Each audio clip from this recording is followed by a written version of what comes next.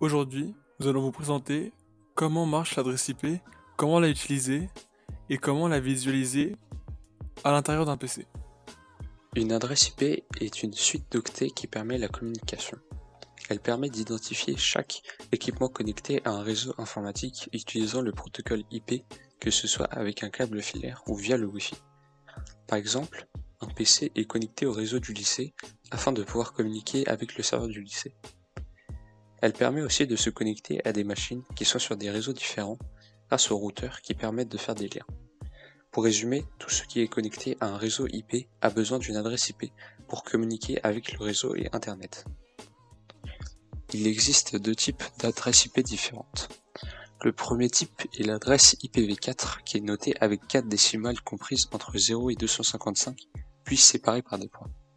Elle est codée sur 32 bits, soit 4 octets. L'adresse IPv6 est notée avec 4 valeurs hexadécimales et est séparée par des doubles points. Elle est codée sur 128 bits, soit 16 octets.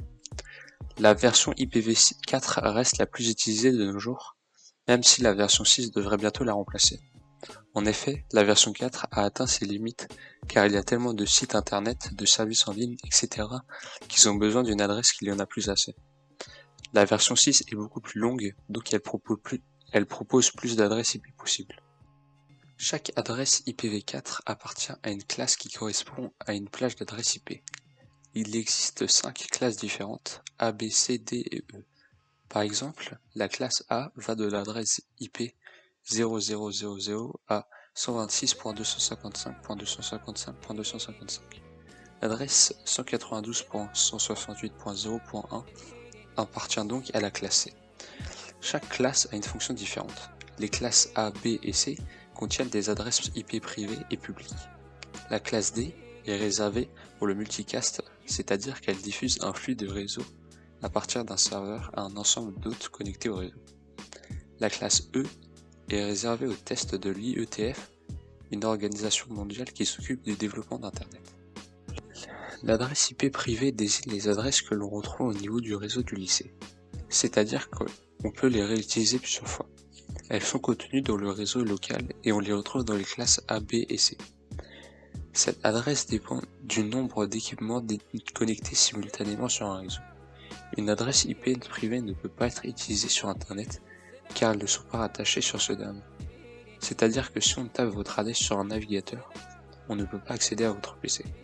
Cependant, on peut trouver des informations personnelles comme l'adresse de l'utilisateur. Les adresses publiques, quant à elles, sont exclusivement dédiées à un usage sur Internet. Il existe plus de 4 milliards d'adresses IP disponibles, mais une grande partie d'entre elles sont déjà utilisées. Les adresses publiques sont trouvables dans les 5 classes différentes. Si vous voulez aller vous-même voir vos propres adresses IP sur votre propre ordinateur, il suffit juste de taper Windows plus R, entrer CMD et puis à l'intérieur du CMD, taper ipconfig. C'est alors là que vous allez voir les adresses IPv6 et IPv4 qui sont vos deux adresses IP comme expliqué au préalable. Voici un exemple de réseau réalisé sur le logiciel Philius. Ici, j'ai fait un réseau au préalable et j'ai fait bien attention de faire coïncider toutes les adresses IP des ordinateurs entre eux et surtout, mais surtout avec les passerelles du routeur, comme celle-ci. Ici les bases, voilà.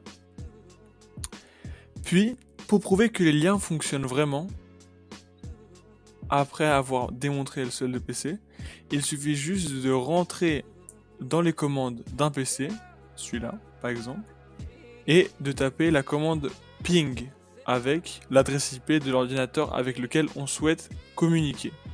Et ici j'ai choisi celui en haut à droite. Il suffit de faire entrer et on voit directement la connexion qui se fait entre les deux et les deux PC s'échangent des informations et des valeurs.